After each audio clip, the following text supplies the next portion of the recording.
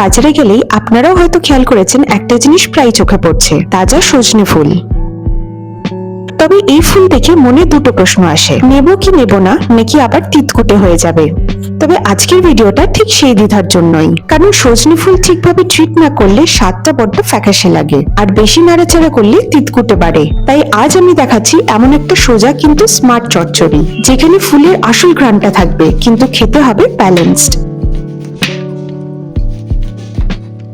এই রেসিপিতে আমি সজনে ফুলের সঙ্গে ছোট ছোট করে কাটা বেগুন দিচ্ছি। বেগুনটা রান্না একটা নরম ভাব আনে, ফলে ফুলের যে রাফ টেক্সচারটা সেটা স্মুথ লাগে। এখানে ননস্টিক ফ্রাইং প্যানে সর্ষের তেলটাকে গরম করে এক ছোট চামচ কালো জিরে দিলাম। তারপরে ছোট টুকরো করে কেটে রাখা বেগুনগুলোকে দিয়ে ভেজে নেব। হালকা একটা লাল রং চলে আসলে সামান্য নুন আর হলুদ দিয়ে দেব। তবে এই রান্নার মেন হিরো ইনগ্রেডিয়েন্ট হচ্ছে এই পেস্টটা। এই পেস্টটা আমি বানিয়েছি সর্ষে পোস্ত আর কাঁচা লঙ্কা বেটে। আচ্ছা, এই রান্নাটাতে কিন্তু গ্যাসের আঁচটা একদম মিডিয়াম ফ্লেমে আছে। হলুদ নুন দেওয়ার পরে বেগুনটাকে ভালো করে নেড়েচেড়ে নেব যতক্ষণ না হলুদের কাঁচা ভাবটা চলে যাচ্ছে। তারপর ধুয়ে বেঁচে রাখা সজনে ফুলটাকে দিয়ে দেব।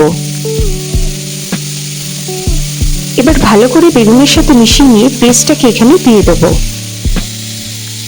এখানে এক বড় চামচের মতন আমি পেস্টটাকে ব্যবহার করেছি। যখন দেখবেন পুরোপুরি মিশে গেছে তখন সামান্য একটু জল দিয়ে ভালো করে মিশিয়ে নেব, আর তার সাথে দিয়ে দেবো স্বাদ মতো নুন। আমি এখানে ইচ্ছে করেই মশলা কম রেখেছি, যাতে সজনে ফুলের নিজস্ব অ্যারোমা চাপা না পড়ে।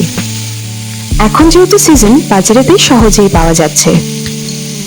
একবার এই স্টাইলটা ট্রাই করলে সজনে ফুল আর অপশনাল থাকবে না, আমি নিশ্চিত আপনাদের নিয়মিত মেনুতে ঠিক ঢুকে যাবে। এবার কিছুক্ষণ আমরা ঢাকা দিয়ে রেখে দেবো, ওই ধরুন 1 মিনিটের মতন। আর নামানোর আগে দিয়ে দেবো সামান্য একটু চিনি আর এক ছোট চামচ কাঁচা সর্ষের তেল। এই ছিল আজকে সজনে ফুলের স্মার্ট চচ্চড়ি, কম মশলা কিন্তু ফ্লেভার ফুল অন। আপনারা হয়তো একটা জিনিস খেয়াল করেছেন, সর্ষে পোস্ত কাঁচা লঙ্কার পেস্টের ঠিক সময় পড়লে আর বেগুনটা ওভারকুক না হলে পুরো ডিশে একটা স্মুথ ব্যালেন্সড ফিনিশ আসে। তিতকুটে নয়, একদম খাবার মতো রিচ টেস্ট। এই রেসিপিটা আপনাদের যদি ভালো লাগে তাহলে প্রিয়জনদের সাথে শেয়ার করে দেবেন। আর খেয়ে কেমন লাগলো ভাতের সঙ্গে না রুটির সঙ্গে কমেন্টে জানাতে কিন্তু ভুলবেন না। ভিডিওটা হেল্পফুল লাগলে একটা লাইক দিয়ে দেবেন। আর এমনই স্মার্ট কিন্তু সহজ বাঙালি রান্না নিয়মিত দেখতে চাইলে চ্যানেলটিকে সাবস্ক্রাইব করে পাশে থাকুন। খুব তাড়াতাড়ি দেখা হবে নতুন একটি স্বাদ, নতুন একটি গল্প নিয়ে। ভালো থাকবেন, সুস্থ থাকবেন।